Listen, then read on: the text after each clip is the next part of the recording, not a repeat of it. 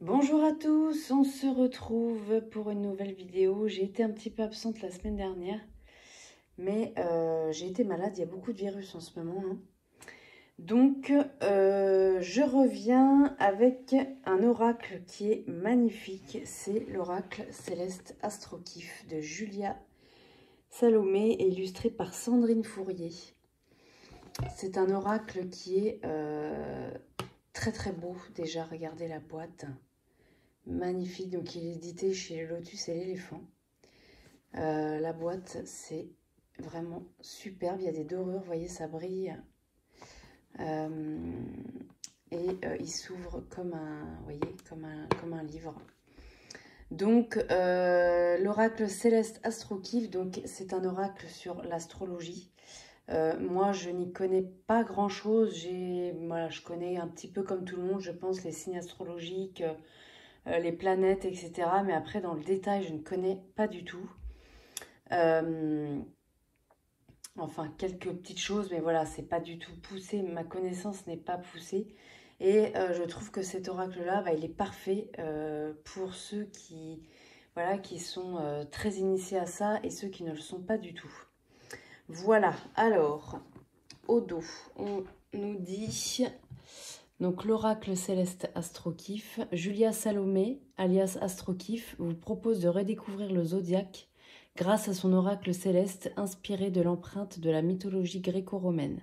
Laissez-vous porter par l'énergie des 12 signes astrologiques, la force des éléments, le mouvement des astres et des planètes, le rythme des saisons et le symbolisme des notions de l'oracle de Béline. Donc, ce coffret contient 70 cartes, c'est énorme. Magnifiquement illustré pour recevoir les messages célestes et un livret de 160 pages pour interpréter vos tirages. Donc vous voyez qu'on a les 12 signes astrologiques dans les cartes. On a la force des éléments, le mouvement des astres et des planètes, le rythme des saisons et le symbolisme des notions du Béline. Alors moi je ne connais pas le Béline, je n'ai jamais été attirée par cet oracle-là. Mais c'est voilà, c'est pour dire que si on n'a pas de notion dans le Béline, c'est pas grave du tout. Et si on en a, voilà, on va encore plus adhérer à ces cartes. Alors, l'intérieur. Voilà, vous voyez, on a un effet papier peint doré, vieilli un peu. Alors, le livret. On a beaucoup de choses dans ce livret, donc il est vraiment très complet, hein. Voilà, on a le sommaire avec toutes les tirages, toutes les sortes de cartes. Voilà, on a une introduction. Donc, Julia nous dit « Les astres habillent le ciel et fascinent ceux et celles qui le contemplent. Malgré l'étude du ciel depuis la préhistoire, astres et étoiles conservent leur part de mystère tout en continuant d'infuser leur énergie dans nos vies, c'est vrai. L'astrologie a traversé le temps et les croyances, s'imprégnant au fur et à mesure des figures mythiques et symboliques qu'on lui dédiait. L'oracle céleste s'inspire de la mythologie gréco-romaine pour la représentation du zodiaque, les 12 dieux et déesses de l'Olympe représentant chacun l'un des 12 signes. Je considère l'image comme un support intuitif très fort, cependant l'intuition n'est rien sans la technique. Le défi dans la création de cet oracle a été d'allier la précision à l'intuition. L'astrologie nous permet à travers son prisme d'aborder beaucoup de notions différentes, mais j'ai souhaité apporter une vision plus tranchée en y associant des éléments de l'oracle de Béline ou encore avec des cartes qui fixent les événements de prédiction dans une chronologie plus précise. Donc là, on est dans un oracle de divination, de prédiction. Les cartes astrologiques de cet oracle se lisent dans deux sens, en ombre et en lumière, dans leurs aspects positifs et négatifs. Il n'y a pas de bons ou de mauvais signes, de bonnes ou de mauvaises situations. Chaque notion astrologique a donc été dépeinte dans sa part sombre et sa part lumineuse. Effectivement, dans les cartes, vous allez voir, on a des mots-clés sur la carte droite et sur la carte renversée, on a aussi des mots-clés. Et sur la partie renversée, je veux dire. Donc chaque notion astrologique a donc été dépeinte dans sa part sombre et sa part lumineuse. À vous de trouver l'équilibre entre les extrêmes pour lire entre les lignes. Laissez-vous porter par ces notions universelles et apprenez à communiquer avec les astres. Je trouve que cet oracle, il se démarque énormément des autres, même si je sais que il existe déjà des oracles sur l'astrologie, je ne les connais pas du tout. Mais celui-là, il se démarque parce qu'il est vraiment très singulier dans le fait qu'on a les cartes de signes astrologiques, les cartes du Béline et les cartes des éléments. Enfin voilà, il y a beaucoup de choses. Donc on peut vraiment faire un beau travail avec cet oracle. Vous allez voir dans les tirages, justement, c'est là où j'allais en venir. On a le tirage du thème astral. Moi, c'est ça qui m'intéressait le plus dans cet oracle, parce que le thème astral, j'en entends parler depuis très très longtemps, depuis toujours. Je ne savais pas ce que c'était exactement. Je ne savais pas comment on faisait. Ça me paraissait hyper compliqué. Enfin, je me sentais pas du tout capable de faire ça. Et en fait, cet oracle le permet vraiment. Donc, ce tirage-là, donc il faut prendre beaucoup de temps avec ce tirage. C'est pas un tirage qu'on va faire en 5 minutes, c'est certain. Mais je trouve ça bien aussi, des oracles, on peut prendre le temps avec. Voilà, on sait qu'on va passer un long moment avec lui. C'est sympa aussi, on va vraiment aller en profondeur. Autant les oracles, voilà, on tire une carte, on a un message, c'est super parce qu'on est dans l'urgence d'avoir un message et on n'a pas le temps, etc. Donc là, c'est parfait. Et il y en a d'autres où voilà, on a envie peut-être de prendre un peu plus de temps et de comprendre les choses en profondeur, etc. Et je trouve que cet oracle, il est très bien pour ça. Donc le tirage du thème astral, donc ce tirage reproduit la forme circulaire d'un thème astral. Vous voyez, on a la disposition des cartes juste là représentées. Il est conçu pour traiter tous les sujets et avoir un point de vue global sur votre vie. Donc là, on a 12 cartes qui sont les maisons astrologiques qui vont nous permettre de traiter tous les sujets de notre vie. Donc même si vous n'avez pas de questions précises, la temporalité est à définir au préalable. Moi, j'ai commencé à vouloir le faire tout de suite parce que je voulais, voilà, je sais pas pourquoi, voilà, j'avais envie de le faire tout de suite quand je l'ai eu. Et en fait, je l'ai pas du tout bien fait parce que, voilà, il y a quand même 2-3 petites choses. Donc, notamment, la temporalité est à définir au préalable, chose que je n'ai absolument pas fait. Voilà, qui est bon de faire. Donc, par exemple, soit sur une semaine, un mois, un an. Donc, avant de faire le tirage, on se demande si on veut avoir une vision globale de notre vie sur un mois, un an, une semaine, vous voyez. Donc voilà, ça c'est important. Et elle nous dit, il est possible de réaliser ce tirage même si l'on ne connaît pas son thème astral. Donc ça, j'ai trouvé ça super. Mélangez vos cartes de sorte à ce qu'elles puissent apparaître en ombre ou en lumière. Ça, elle veut nous dire ça, puisque vous voyez, je ne sais pas si vous verrez, sur chaque carte, on a des petits mots-clés pour la signification à l'endroit et sur la signification à l'envers quand elle tombe la tête en bas.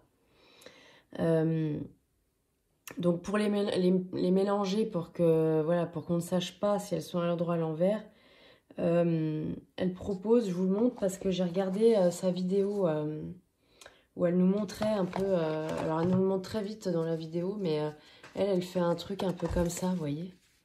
Voilà, parce que moi je me suis dit, je vais étaler toutes les cartes sur la table et je vais faire une espèce de brouillis comme ça.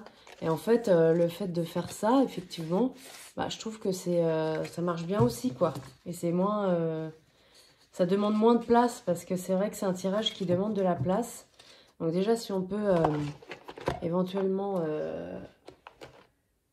mélanger les cartes comme ça, que ça prenne moins de place, c'est bien aussi. Donc elle nous dit, mélangez vos cartes de sorte qu'elles puissent apparaître en ombre ou en lumière, sauf pour les maisons qui demeureront en lumière, car elles vous serviront de base pour votre tirage. Donc là, dans les 70 cartes, on a toutes ces cartes-là, les 12.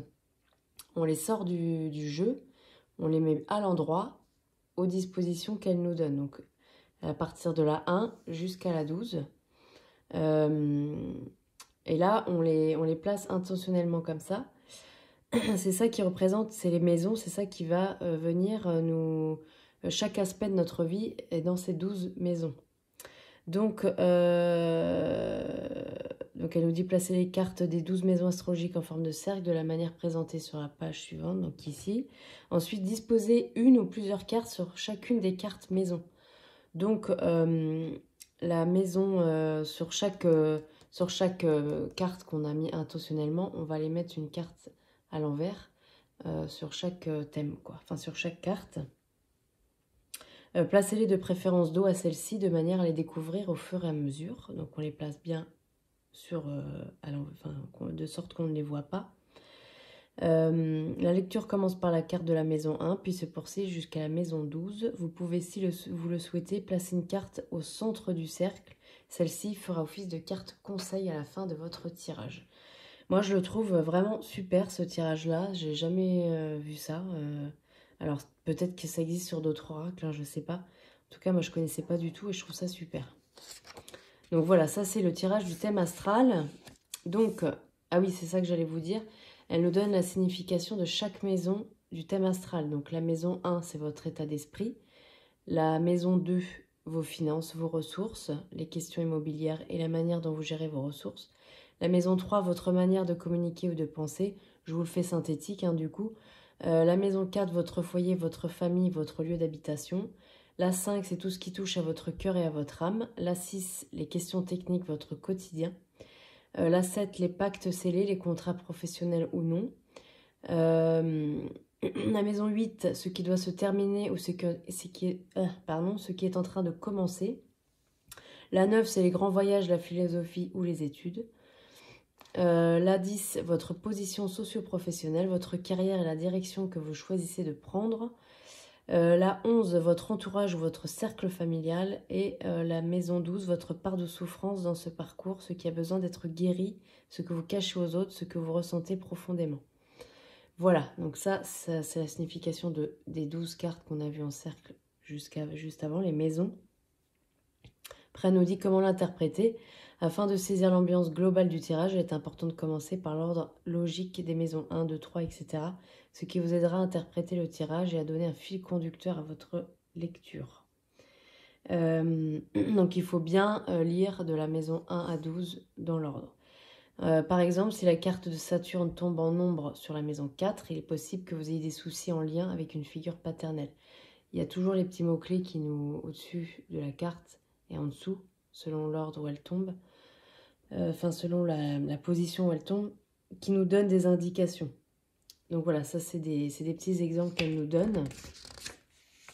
Ensuite, on a le tirage du thème astral rapide. Donc ça, c'est super aussi parce que le tirage qu'on vient de voir juste avant avec les 12 maisons, ça prend quand même pas mal de temps d'interprétation.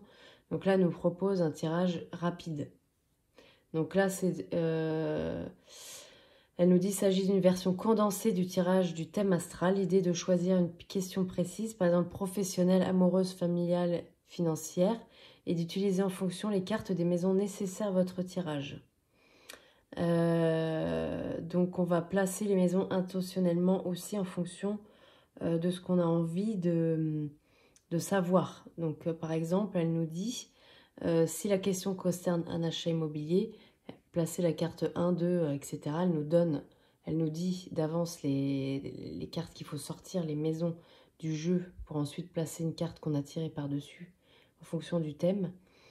Donc si la situation concerne un mariage, elle nous donne aussi un exemple. Mais après, on peut faire, voilà, si c'est pas ces questions-là, c'est pas ça qu'on a envie de poser comme question. Vous allez voir après avec les cartes, là, je sais pas si vous allez voir. Par exemple,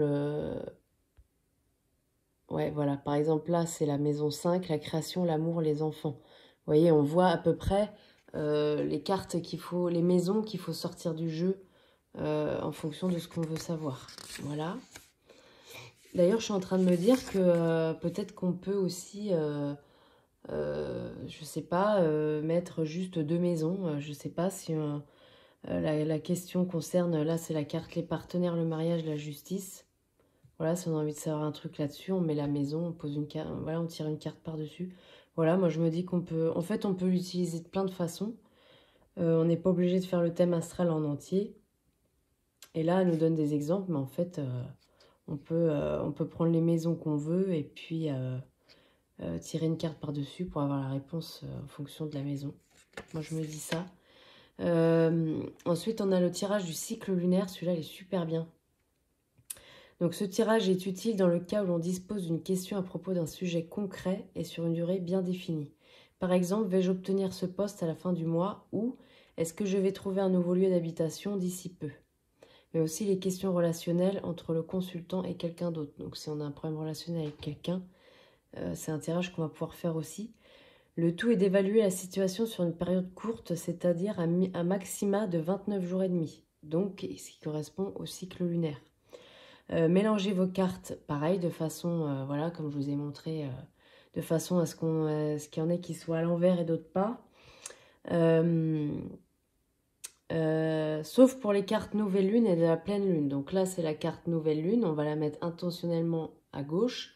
Et la carte de la pleine lune, on la met intentionnellement à droite. On met une carte au milieu. Et on va les recouvrir aussi. Oui, c'est ça. On place la carte de la nouvelle lune sur la gauche. La carte de la nouvelle lune symbolisera le début du projet, les bases sur lesquelles vous partez. La carte de la pleine lune symbolisera l'aboutissement de la situation, positive comme négative. Donc voilà, là on a quand même la réponse.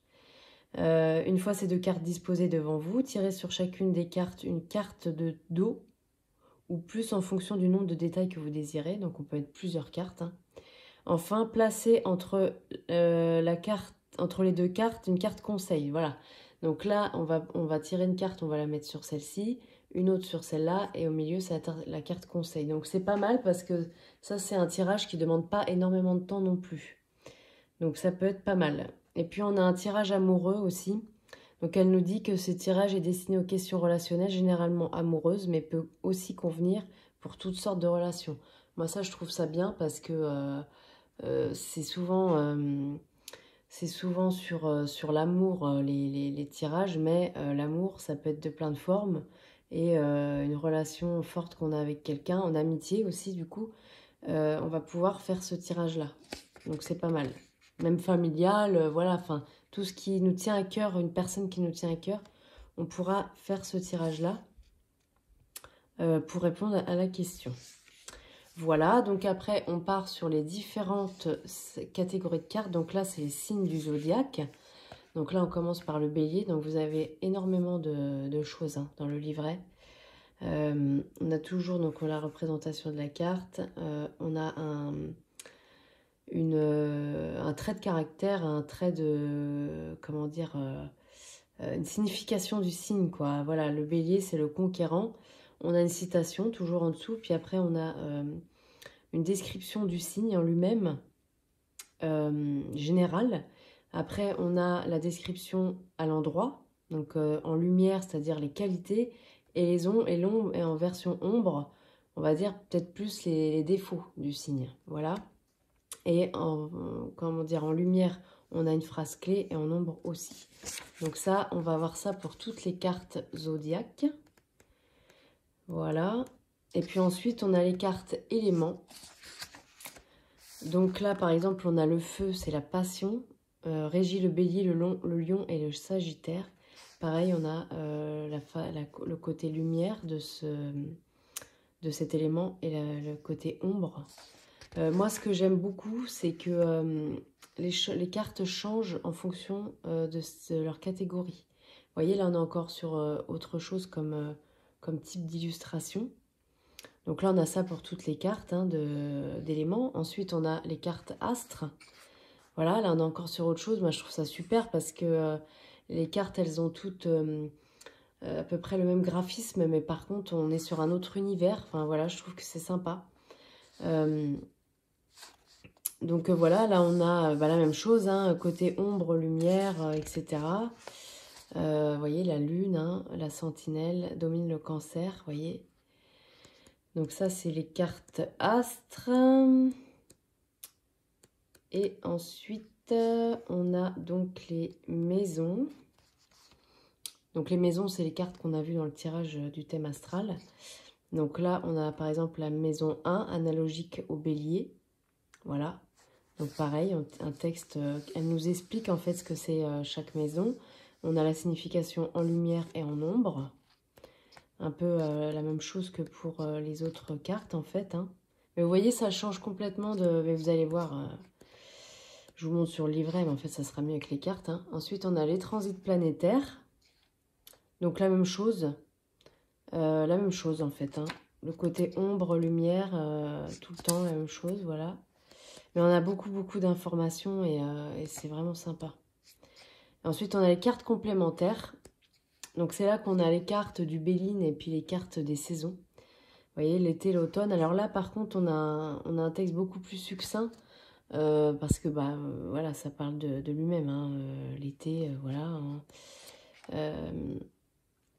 Voilà, donc là, c'est les saisons. L'étoile de l'homme, l'étoile de la femme, la destinée. C'est là qu'on passe sur les cartes du Béline, hein, il me semble. Moi, je ne connais pas le Béline, mais voilà, j'ai supposé que c'était ça, la trahison, la pêche, je crois que c'est dans le Béline. Voilà. Et puis après, on a un petit à propos des auteurs, Julia Salomé et Sandrine Fourier. Voilà pour le livret qui est bien complet. Alors, ensuite, les cartes, vous voyez, elles sont à l'intérieur de la boîte, comme ça. Hein. Hop. Alors, les cartes, elles sont super belles. Le dos. Ça a un côté, effectivement, gréco-romain, c'est vrai. C'est un petit côté, je sais pas comment dire, ouais, pas renaissance, mais je sais pas comment expliquer. Mais elles sont vraiment super belles, regardez, puis elles sont bien glossy, vous voyez. On a les tranches qui sont dorées. Et voilà, alors la qualité est parfaite, hein. Franchement, c'est très bien. Et voilà, alors j'espère que vous allez bien voir parce que je sais pas si ça focus bien là, voilà. Donc là par exemple, on a la carte du Gémeaux. Donc, vous voyez, on a les mots-clés pour comment dire, la représentation en lumière et la représentation en ombre. Voilà. Vous voyez, là on passe sur autre chose comme illustration, c'est super je trouve. Mais on a le même graphisme. Retour de Saturne, le guide.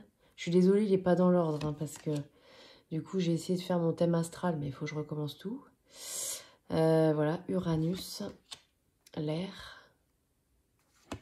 Je ne vous lis pas tous les mots-clés, hein, parce que du coup, y a quand même beaucoup d'informations sur chaque carte. Elle est super belle, celle-là. Regardez, nouvelle lune, j'adore. La première phase d'un cycle, effectivement. Le changement. Le signe du poisson. La ruine. Lune. Nœud nord. Direction de vie. Le printemps, super belle celle-là. Oh, petites hirondelles. On a les signes astrologiques à laquelle le printemps est rattaché. Le Sagittaire. Le Taureau. Mars. Agir, la compatibilité, la vitesse. L'automne, magnifique. Elles sont vraiment très belles ces cartes. Et le fait qu'il y ait... pardon, je fais bouger le fait qu'il y ait qu'on change de catégorie de cartes tout en gardant le même graphisme, je trouve ça super. Ça fait 15 fois que je le dis, hein, mais franchement, c'est la première fois que je vois ça, moi, donc c'est un oracle. Pourtant, d'habitude, j'aime pas trop quand les illustrations... ce que j'aime pas, c'est dans certains tarots, par exemple, on a plein d'artistes qui ont fait le tarot. J'ai un peu du mal avec ça parce qu'il y a forcément des cartes qui vont pas me plaire. Et c'est ça que je trouve dommage. Mais là, c'est des choses différentes, mais toujours avec le même graphisme. Donc, la Terre, pleine lune, super beau. La mort, les ennemis, le point de départ, nœud sud, retour de Jupiter, réussir, la bonne fortune, les grandes réalisations, la trahison. J'essaye de me mettre de façon à ce que vous voyez bien. Jupiter, se réaliser les idéaux, la chance. Lune noire, le potentiel, le dépassement, un mal pour un bien. Alors, elle a fait cette carte noire exprès parce qu'elle avait envie qu'on dans un tirage, qu'on la remarque vraiment, celle-ci. Parce qu'elle est quand même particulière. La lune noire, je ne sais plus exactement ce que c'est. Enfin, je ne sais plus la signification exacte de la lune noire, mais je sais qu'elle voulait qu'on la remarque. La porte, l'hiver, l'eau, magnifique. Capricorne, droit, sage, ambitieux. Chronos, un événement proche. L'étoile de l'homme. L'été. Le bonheur. Neptune, rêver, les sentiments, les profondeurs. C'est un oracle qui nous familiarise aussi avec tout ça, parce que c'est vrai que d'extérieur, ça paraît quand même assez complexe. Et je trouve que, en plus, sur les signes astrologiques, on en apprend, voilà, à force de le regarder, de le tirer. Du coup, on apprend plein de choses sur les signes astrologiques. Éclipse solaire, la délivrance, le choc positif, l'inattendu. Le scorpion, magnétique, secret, puissant. La naissance, tout mignon. Vénus, aimer les valeurs, la féminité, le ciel. Je suis désolée, c'est à l'envers. Cérès, éduquer, la méthode, le dévouement. La réussite. Oh, c'est à l'envers aussi. Soleil, être, le charisme, le leadership. Tout est à l'envers ou pas? Non. La destinée. Lion, royal, généreux, confiant. Et on en apprend aussi sur son signe à soi, hein, du coup. Je trouve que c'est... on se retrouve pas mal. Quand on lit, voilà, déjà les mots-clés sur la carte, on se retrouve quand même, je trouve. En tout cas, moi, je me suis retrouvée. Et puis, comment dire, dans le livret, on en apprend aussi sur son signe, donc je trouve ça intéressant, quoi. Vierge, pragmatique, consciencieuse, utile. Je crois que ça se dit Chiron, pas Chiron. Chiron, soigner la santé, le guérisseur. Saturne. Oh, je suis désolée, il y a des cartes à l'envers, hein, mais bon, il faut, du coup. Le feu. Pluton. Transformer le pouvoir, la puissance intérieure. Balance, charmante, juste, créative. Mercure, communiquer les échanges, les déplacements. La paix, gardez ça. Trop beau. Donc là, on passe sur les maisons. Alors moi, je les ai gardées parce que je compte le refaire bien cette fois. Donc là, on a la maison 1 qui représente la personnalité, le corps, le soi. La maison 2, les possessions, l'argent, l'immobilier. La maison 3, la jeunesse, les frères et sœurs, les échanges. Je crois que ça représente aussi les véhicules. Ouais, est-ce qu'on véhicule? Ouais, je crois que c'est ça. Maison 4, les racines, la famille, chez soi. Vous voyez, avec ce bel arbre, c'est bien représenté. La maison 5, la création, l'amour, les enfants. La maison 6, la santé, le travail, les habitudes. La maison 7, les partenaires, le mariage, la justice. La maison... ouais, c'était la maison 8, ça, en fait. Hein. J'ai dit 7, je sais plus. Maison 8. Maison 9, les fins, les commencements, l'invisible, la sexualité. La maison 9... Qu'est-ce que je dis, moi? Non, c'était ça, en fait. Je sais pas lire, tout simplement. 5, 6, 7... Ouais, c'est ça, 9. Le voyage et alors la maison 9, le voyage, les langues étrangères, la religion. La maison 10, les accomplissements, la carrière, la destinée. La maison 11, c'est le collectif, les apparences, les amis. Et la maison 12, c'est les rêves, le monde intérieur, la charité. Voilà. Donc, voilà pour cet oracle. Je vais peut-être vous tirer une... alors là, je vais le faire intentionnellement. Parce qu'on a des cartes où on n'a pas grand-chose d'écrit. Par exemple, les cartes de saison. Et d'autres où on a beaucoup de choses. Je vais peut-être pas tout vous lire parce que honnêtement, il y a beaucoup de choses. Mais on va prendre par exemple la carte du Capricorne. Du signe astrologique du Capricorne. Comme ça, vous allez voir un peu plus en détail... ce qu'on nous dit, c'est page 39. Page 39. Alors, le Capricorne. Donc, c'est le patron. Vous voyez, ça, c'est l'adjectif, l'archétype. Voilà.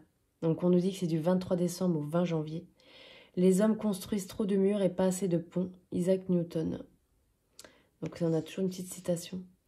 Donc, dans le zodiaque, le Capricorne a le rôle du grand-père. J'espère que vous voyez. Il est celui qui nous indique la voie à suivre, place les limites, économise pour notre futur et nous donne des leçons de morale quand c'est nécessaire. Régi par Saturne, il est capable d'affronter la vérité et de l'intégrer à sa réalité. C'est un signe de droiture, intègre et très fidèle à ses engagements. Le temps n'est pas l'ennemi du Capricorne, jamais pressé, il a conscience qu'une bonne récompense ne vient qu'après un travail sérieux. Jupiter qui domine le Sagittaire représente la chance, Saturne qui domine le Capricorne représente la malchance ou la morosité. Cependant, il aspire à l'ascension sociale. Contrairement à son prédécesseur, l'épicurien Sagittaire, le Capricorne, lui, a saisi que le travail est une force et la discipline une fierté. Il est attiré par le concret, le matériel. Il est sans doute plus ambitieux et plus persévérant que le Bélier, mais moins fougueux et ne prête guère attention à la compétition, à moins qu'elle ne lui soit utile pour atteindre un certain statut dans la société. Donc là, après, on a la signification en lumière. Donc, je vais vous lire plutôt les mots-clés. Donc, on a rigoureux, ambitieux, autoritaire, leader, terre-à-terre, conscient de la société, protecteur, persévérant, structuré, mathématique, prévoyant, a le sens de l'argent et du commerce, doté d'une vision sur le long terme, bon juge, déterminé, traditionnel, les institutions, les traditions, les antiquités, le profit, les rôles paternels ou de chef, la considération, la gloire, le bénéfice financier, l'engagement marital, le management, le karma.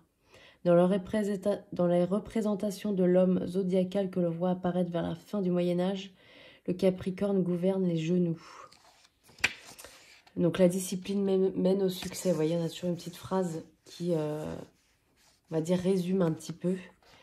Et puis après, en ombre, on a vos efforts sont vains. Donc froid, sans foi ni loi, opportuniste, matérialiste avec un cœur de pierre, dominé par ses ambitions, vieux jeu, tyrannique, l'absence d'humour ou humour très noir, morose, antipathique, peu moderne. Bon là, voilà, on descend un peu le signe, hein, donc je vais pas tout lire. Mais, alors bien évidemment que on n'est pas forcément tous les adjectifs qui sont notés là, mais je pense que tous les signes, toutes les personnes d'un signe vont se reconnaître dans un adjectif en particulier. Donc voilà, donc c'est quand même hyper intéressant, vous voyez. Et puis on en apprend beaucoup sur les astres, tout ça, c'est vraiment fascinant aussi, hein, c'est vrai.